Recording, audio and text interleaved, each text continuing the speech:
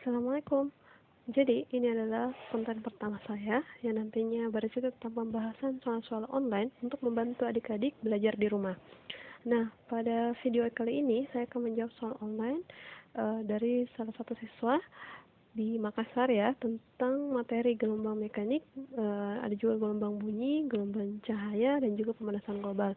Nah, langsung saja kita menyelesaikan soal yang pertama. Yang membedakan gelombang transversal dengan gelombang longitudinal antara lain. Nah, harus kita tahu bahwa gelombang transversal adalah gelombang yang arah rambatnya tegak lurus dengan arah perambatannya. Jadi, kita bisa tulis ini adalah tegak lurus. Itu kuncinya. Sedangkan gelombang longitudinal, dia itu gelombang yang arah rambatnya searah dengan arah pergerakannya. Berarti ini kita katakan dia searah. Berarti perbedaan yang paling mendasar dari gelombang transversal dengan gelombang longitudinal adalah ya arah rambatnya. Soal yang kedua, berikut ini yang termasuk gelombang mekanik. Nah, yang harus kita ketahui apa itu gelombang mekanik. Gelombang mekanik adalah gelombang yang dalam perambatannya memerlukan medium. Maka kita lihat yang pertama, gelombang radio. Apakah dia memerlukan medium? Tentu tidak, karena dia adalah gelombang elektromagnetik. Gelombang bunyi, apakah dia memerlukan medium? Ya, mediumnya adalah udara. Kemudian gelombang cahaya, dia tidak termasuk. Gelombang televisi tidak termasuk. Begitupun dengan gelombang elektroviolet, maka jawaban yang paling benar adalah gelombang bunyi. Next.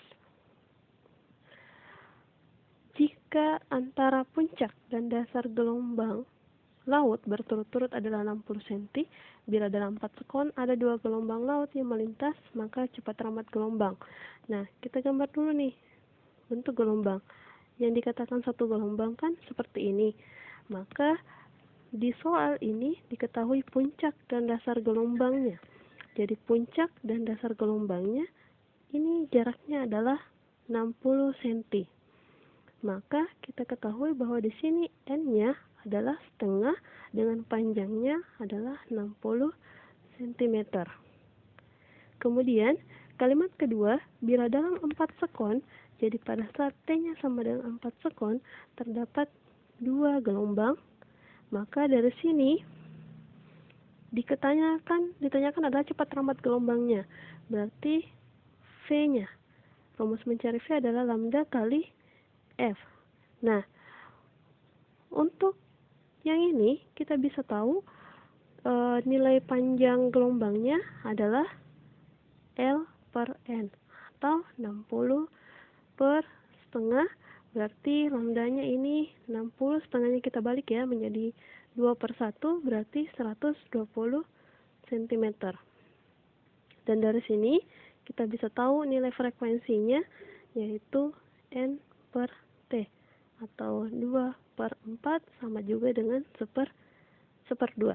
Oke, kita masukkan deh di untuk mencari cepat rambatnya. Lambdanya adalah 120, frekuensinya adalah 1/2. 12 dibagi 2 itu kan 6.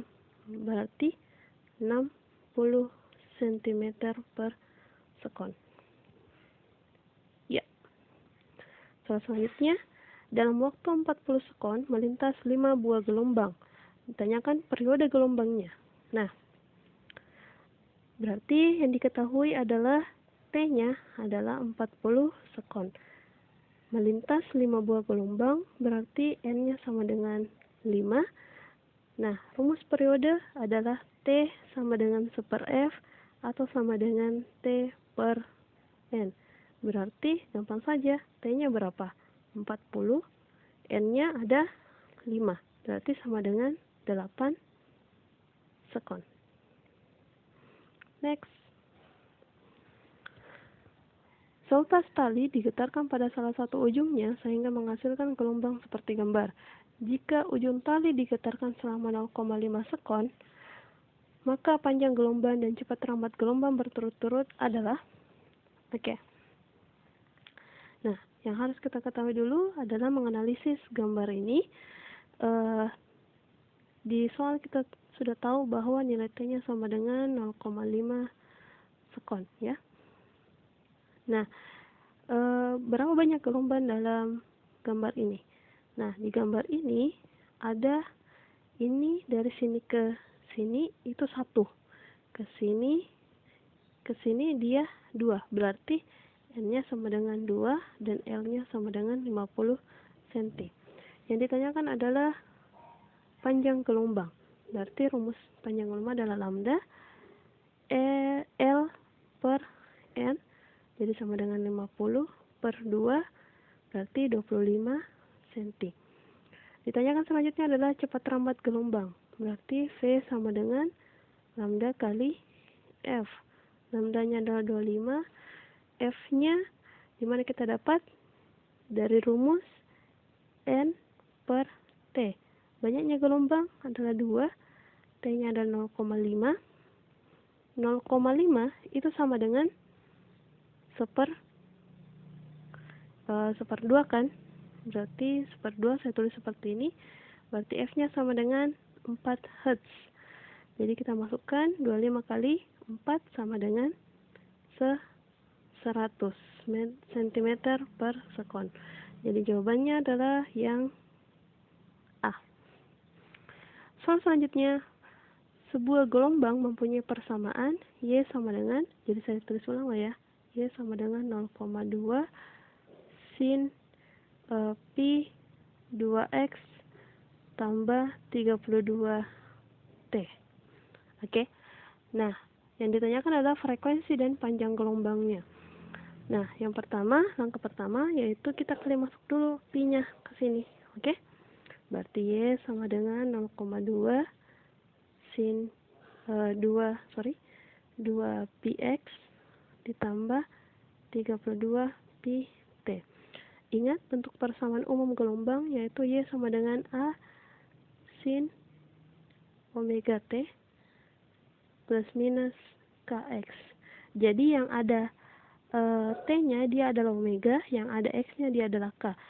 Nah, dari persamaan yang ini kita bisa tahu bahwa omeganya adalah 32 pi dan K-nya adalah 2 pi.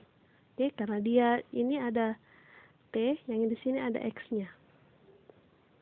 Nah, omega rumusnya adalah 2 pi F sama dengan 32 pi. Pi-nya kita coret, berarti F-nya sama dengan 32 dibagi 2. Berarti F sama dengan 16 ya, 16 Hz. Nah, K rumusnya adalah, rumus K adalah 2 pi per lambda. Ini sama dengan 2 pi. Berarti pi sama dengan 2 pi per 2 pi.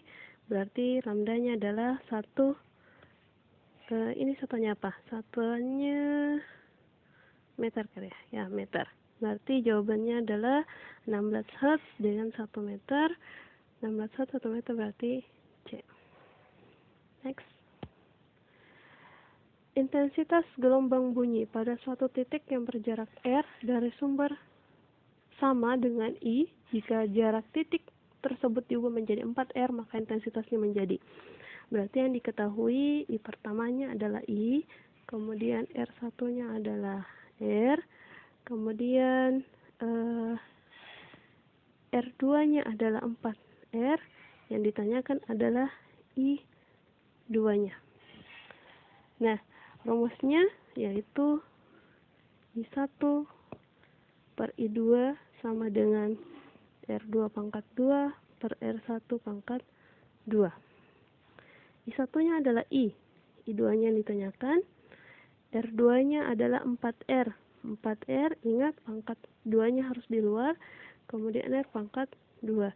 Berarti di sini I per I2 sama dengan 4 kali 4 berarti 16R pangkat 2 per R pangkat 2. Coret. Berarti ini pindah ke sini.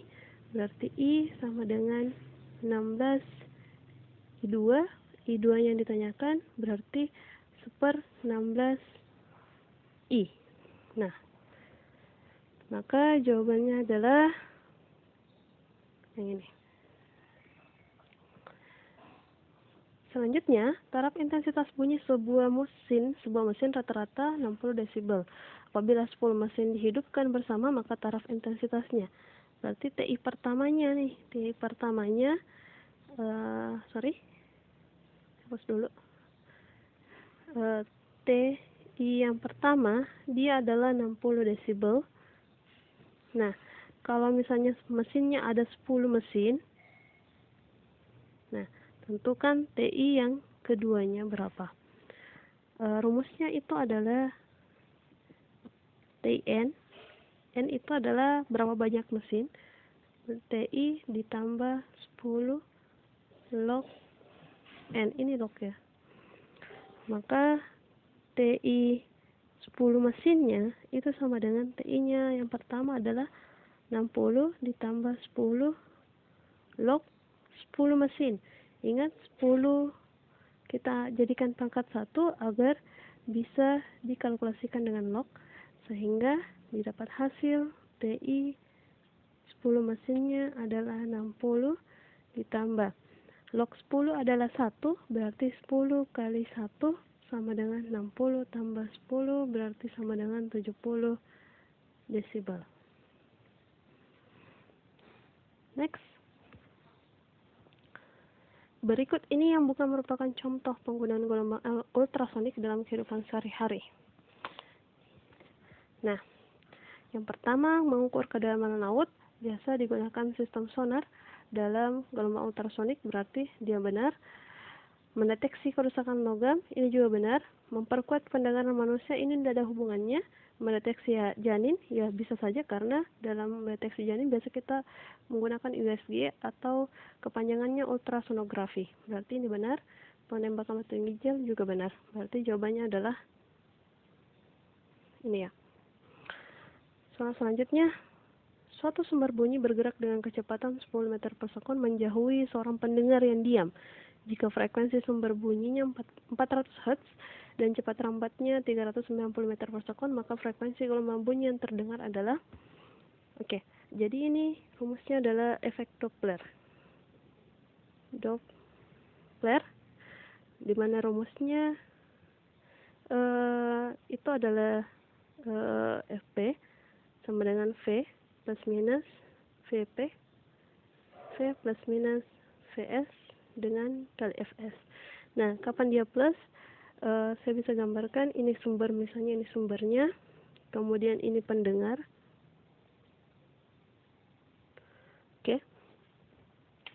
Jadi, jika sumbernya menjauhi, berarti dia positif ya. Sedangkan kalau misalnya sumbernya mendekati, berarti dia minus.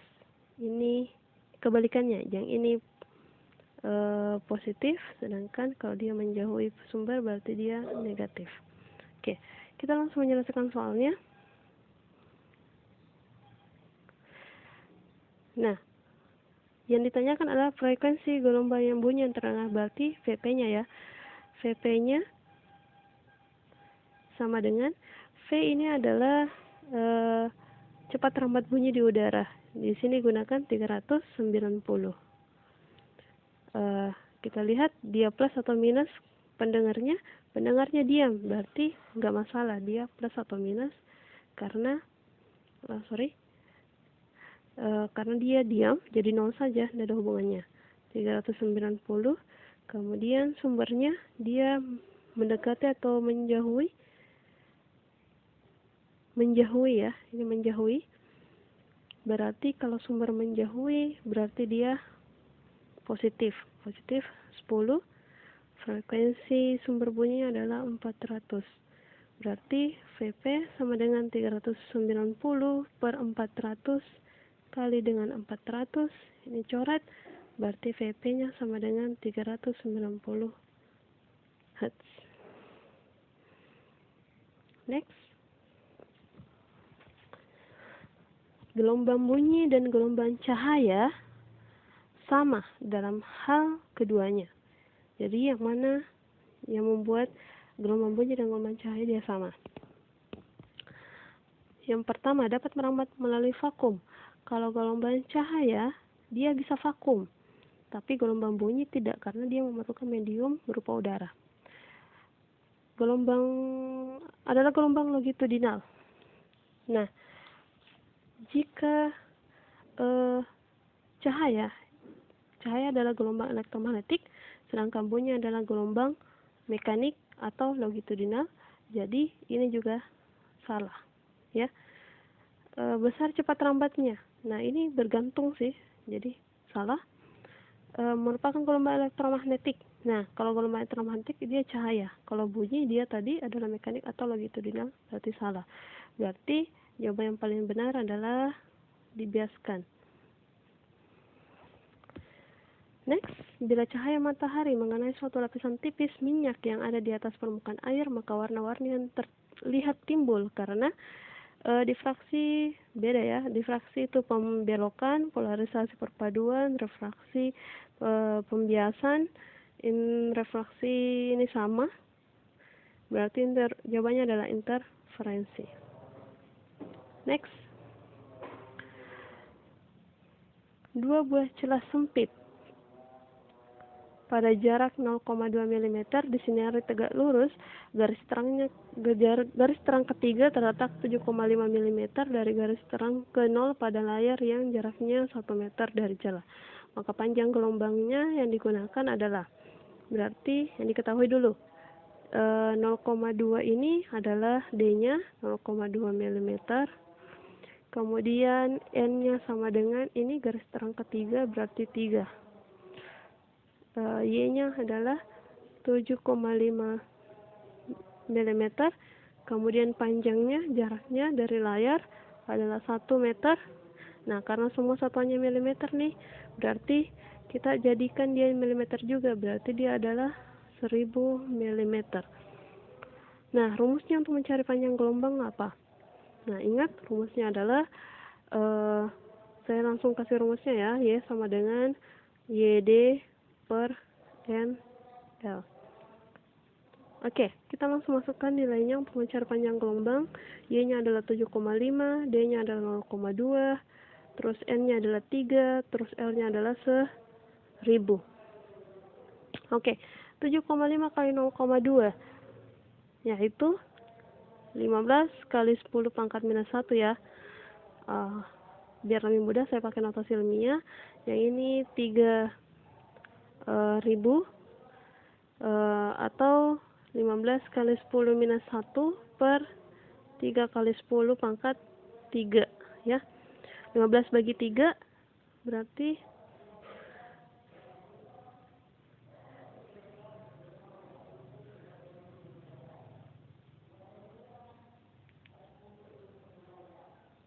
15 bagi 3 berarti ada 5 kali 10 minus 1, ini naik menjadi kali 10 minus 3. Berarti totalnya adalah 5 kali 10 pangkat min 4. Jawabannya adalah, ini kayaknya pangkat ya. Oke. Next, cahaya monokromatis jatuh tegak lurus pada kisi difraksi dengan 4000 celah per cm. Jika spektrum ordik kedua membentuk sudut 30, ini derajat ya, terhadap garis normal, maka panjang gelombang cahaya yang digunakan adalah. Oke. Jadi gini. Ini dikatakan 4000 celah per cm. Jadi ada 4000 celah setiap 1 cm. Nah, yang ditanyakan adalah berapa jaraknya setiap satu celah. Jadi contohnya nih, ada garis di sini, ada 4000. Anggap ini 4000 celah, jaraknya ini 1 cm. Jadi untuk mengetahui jarak D-nya, jaraknya setiap satu celah, berarti 1 dibagi 4, 1 dibagi 4000, ya kan? Nah, itu D-nya. Kemudian spektrum ordik kedua, berarti N-nya ada 2, sudutnya ada 30 derajat, panjang gelombang yang ditanyakan. Nah, jadi hampir sama nih rumusnya. Kalau ada sudutnya, kita pakai rumus yang kayak gini. Yang rumusnya N, di sini D sin theta. Jadi sin theta ini mirip dengan yang ini, cuma di sini dipakai sin theta, yang di sini pakai Y kali D. Oke, next. Berarti untuk mencari panjang gelombangnya adalah D sin theta per N. D-nya adalah mana tadi? 1/4000. Sin-nya sin 30 per N-nya adalah 2. Berarti 1/4000 kali 1/2 dibagi 2, berarti kali 2. Berarti sama dengan ini 4, berarti 4 kali 4, 16. Oke, atau sama dengan 6,25 kali 10 pangkat min 5. Kalau dijadikan dalam Armstrong berarti dia dikali 10 pangkat 8. Berarti jawabannya adalah 6250 Armstrong ya. Oke. Ya, ini soal teori lagi. Manakah pernyataan di bawah ini yang menyatakan tentang pemanasan global? Oke. Jadi A. Proses peningkatan suhu atmosfer dan permukaan bumi akibat dari perubahan cuaca. Proses peningkatan suhu atmosfer laut dan permukaan bumi akibat dari perubahan cuaca. C. Proses peningkatan suhu bumi yang disebabkan konsentrasi gas rumah kaca. D. Proses peningkatan suhu rata-rata atmosfer laut dan permukaan bumi akibat dari perubahan iklim. E. Proses peningkatan suhu rata-rata atmosfer laut permukaan bumi akibat yang meningkatnya konsentrasi gas rumah kaca. Jadi pemanasan global, inti dari pemanasan global yaitu diakibatkan oleh efek akibat dari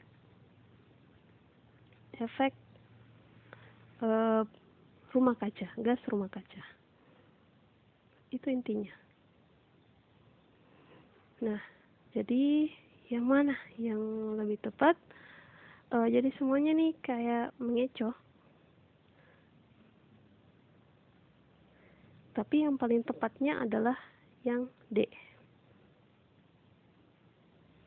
Oke. Yang dapat dilakukan oleh siswa dalam upaya pencegahan pemanasan global: A. Hemat dalam memakai kertas, jadi tidak banyak poin ditebang untuk pembuatan kertas. B. Menghindari penggunaan kantong plastik sehingga menghemat minyak bumi sebagai bahan bakar pembuatan kantong plastik. C. Mengurangi produksi CO2 ke atmosfer dengan cara jalan kaki ke sekolah. D. Menghemat listrik dengan cara mematikan lampu belajar setelah selesai belajar. Kemudian E. Menggunakan parfum semprot ke sekolah, jadi membebaskan gas CFC ke atmosfer. Semuanya adalah upaya pencegahan pemanasan global. Tapi yang lebih spesifik menjurus ke siswa yang mana? Oke.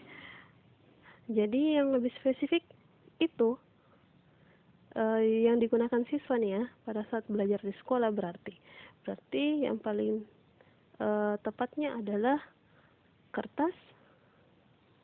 Oke, kenapa kertas? Karena kita seringkali menggunakan kertas untuk pembelajaran di sekolah, sedangkan kantong plastik berlaku umum, mengurangi produksi CO2 jalan kaki juga umum, hemat listrik juga umum, menggunakan parfum juga umum. Jadi yang paling spesifik untuk siswa yaitu menggunakan hemat dalam menggunakan kertas.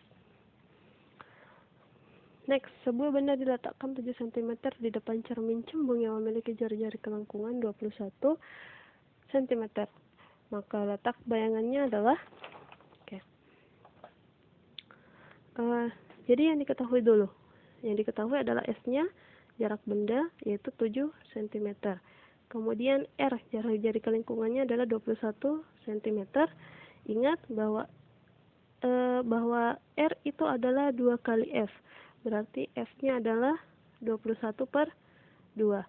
Rumus untuk cermin cembung yaitu super F sama dengan super S ditambah super S akson. Tapi karena dia adalah cermin cembung, maka enggak ya, tetap dulu. Oke, nanti aja kita ubah kalau misalnya dia minus atau positif. Ya, kita lihat berarti itu tergantung letak bayangannya. Oke. kita masukkan nilai 1 per F-nya, berarti 1 per 21 per 2. 1 per S-nya adalah 7, yang ditanyakan adalah 1 per S aksen. Berarti ini 2 per 21 sama dengan 1 per 7 ditambah 1 per S aksen. Maka 2 per 21 ya dikurangi, ini pindah ruas, berarti 1 per 7 sama dengan 1 per S aksen. Berarti ini penyebut 21 ya, kurang 3 sama dengan 1 per S aksen. Berarti yang didapat adalah 2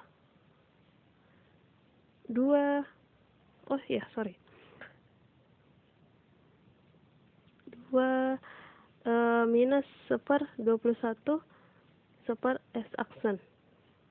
Oh iya, ada yang terlupa bahwa ini adalah cermin cembung, maka rumusnya S aksennya dia harus negatif karena letak bayangannya dia biasanya ada di maya. Maka di sini kita ubah menjadi negatif, guys. Oke, negatif. Maka di sini jadi positif. Berarti ini 5. Berarti S aksen sama dengan 21 kita balik per 5. Berarti berapa ya? 0 sekitar 4,2. Maka yang kita tahu karena dia itu dipastikan dia tadi kita ganti di sini minus, berarti kita mengasumsi bahwa bayangannya itu berada di belakang cermin. Di belakang cermin, berarti jawabannya adalah yang A. Next, pernyataan berikut yang benar. Untuk cermin cembung. Jadi yang pertama, jarak fokus cermin 1/2 dari jarak jari F-nya sama dengan 1/2 R.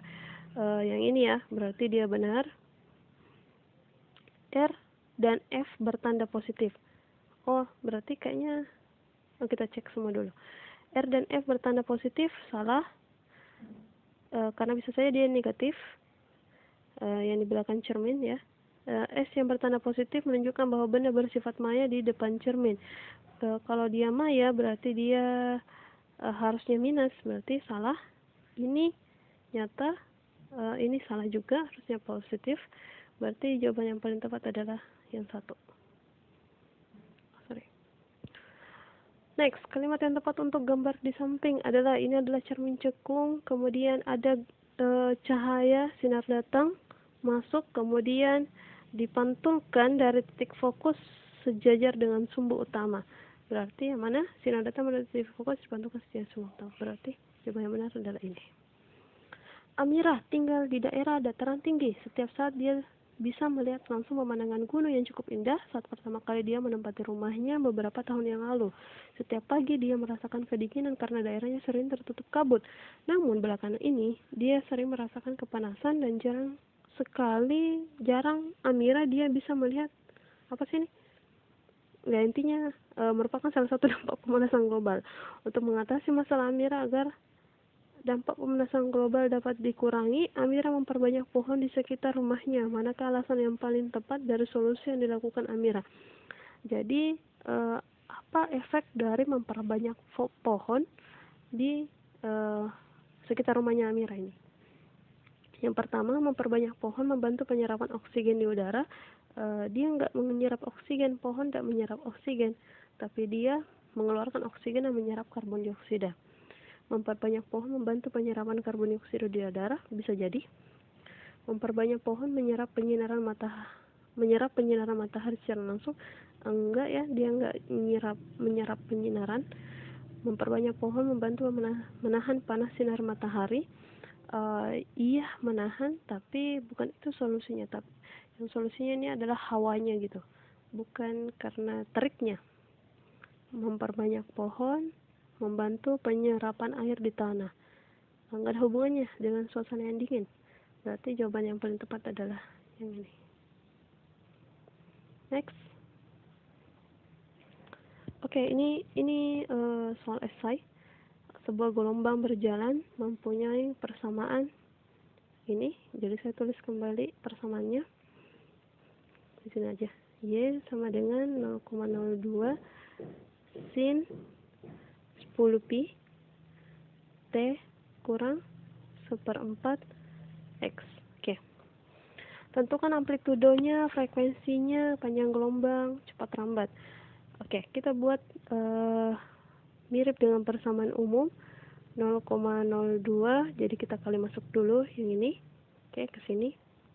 Berarti ini 10 pi T kurang 10/4 pi X. Dengan bentuk persamaan umumnya adalah Y sama dengan A sin omega T kurang KX.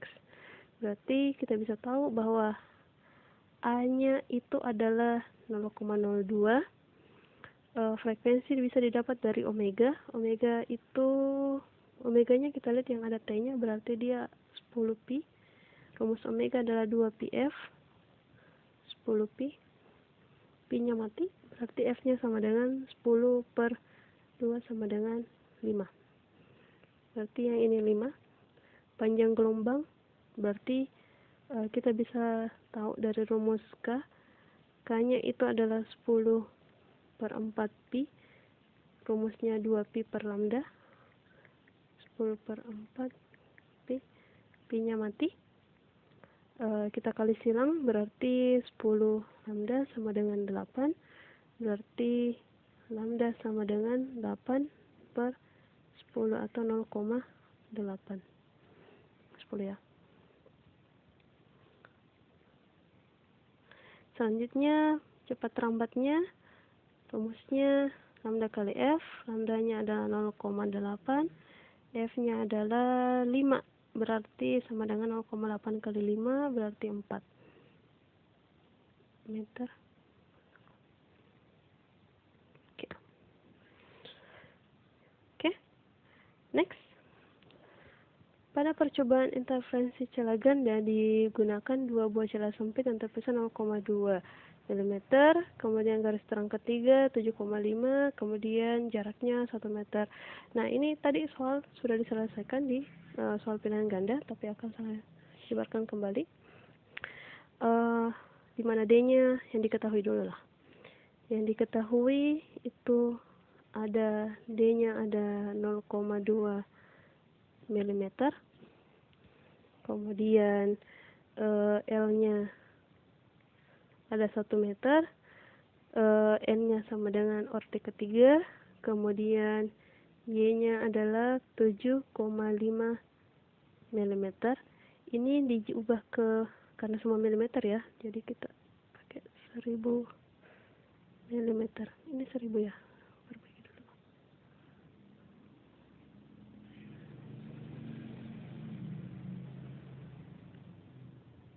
Oke.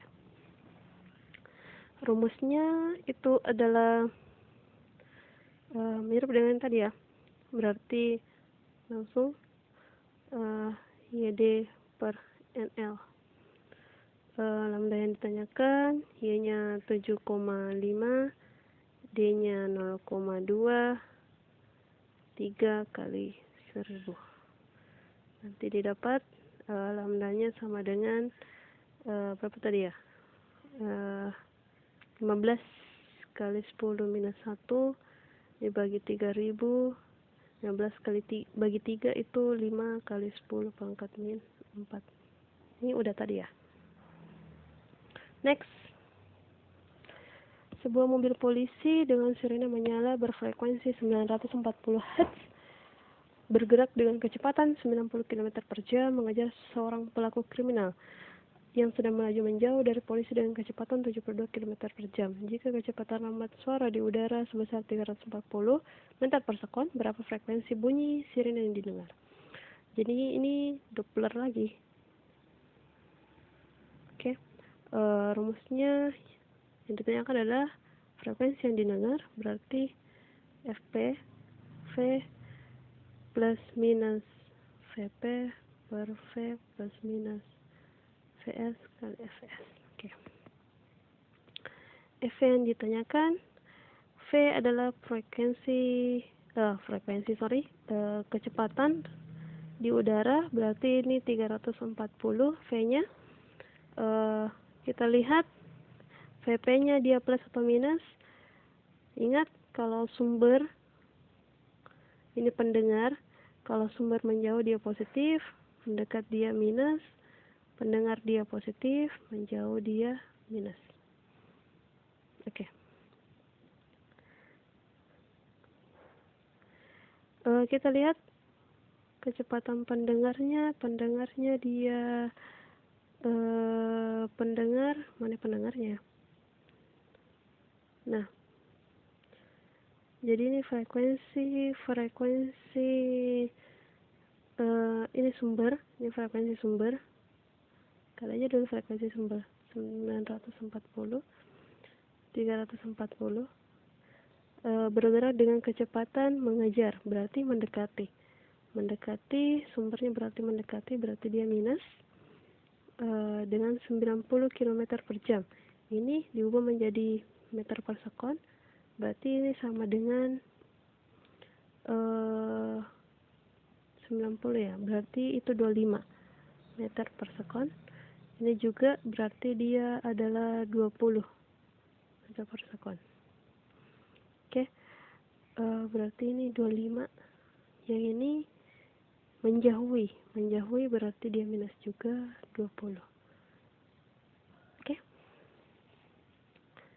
Berarti kita kurangkan, ini 320, ini 315 kali 940. Berarti kalau dikali ya, ini kita pakai kalkulator saja. Bagi 315, berarti jawabannya 954,92 Hz. Oke. Terakhir, cermin cembung mempunyai panjang fokus, berarti fokusnya adalah 10 cm. Jarak benda dari cermin berarti S-nya 20 cm. Tentukanlah dan gambar pembentukan bayangan, jarak bayangan dan perbesaran bayangan. Oke. Kita cari dulu jarak bayangannya pakai rumus yang ini. Cembung ya, berarti ini minus. Oke. S aksen berarti 1/10 sama dengan 1/20 dikurang dengan 1 S aksen. Berarti pindah ruas, berarti 1 S aksen sama dengan 1/20 dikurang 1/10, ini dikali 2 berarti ini jadi 20, berarti sama dengan 1/-1/20, berarti S aksen sama dengan 20, berarti dia terletak di depan ya.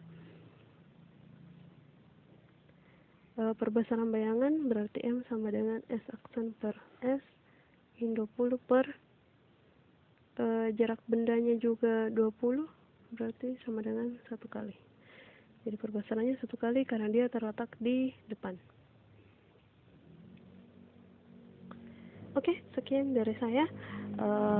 Jika kalian ada pertanyaan, silahkan di komen. Dan apabila kalian suka, silahkan di like dan subscribe. Kemudian jika bermanfaat, silahkan share ke teman-teman kalian. Karena sharing is caring. Oke, bye.